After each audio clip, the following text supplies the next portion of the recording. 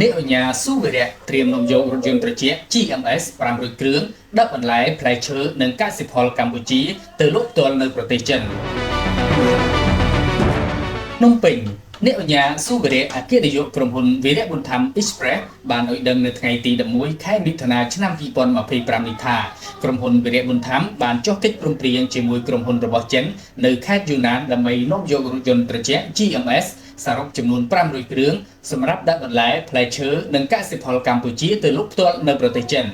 អ្នកអញ្ញាស៊ូវីរៈបានពុះបញ្ជាក់ទៀតថារថយន្តនេះជាប្រភេទរថយន្តត្រជាក់របស់ចិនដែលជាកិច្ចសហប្រតិបត្តិការរវាងក្រុមហ៊ុនវីរៈប៊ុនធម្មជាមួយក្រុមហ៊ុនចិននៅទីក្រុងគុនមីងខេត្តយូណានការសាកល្បងដំបូងគឺធ្វើដំណើរចេញពីប្រទេសចិនដោយឆ្លងកាត់ប្រទេសឡាវមកកម្ពុជាហើយជំហានបន្ទាប់នឹងសាកល្បងដឹកទំនិញពីប្រទេសកម្ពុជាទៅកាន់ប្រទេសចិនវិញអ្នកអញ្ញាអគ្គនាយកបានបន្ថែមថាលក្ខណៈពិសេសរបស់រថយន្តត្រជាក់ GMS នេះដែរគឺជាប្រភេទរថយន្តដែលមានកូតាអាចដឹកទំនិញឆ្លងកាត់ប្រទេសអនុតំបន់ទន្លេមេគង្គទាំង6ប្រទេសបានរួមមានប្រទេសចិនមីយ៉ាន់ម៉ាថៃឡាវកម្ពុជានិងវៀតណាមដោយមិនបាច់ផ្ទេរទំនិញតាមព្រំដែន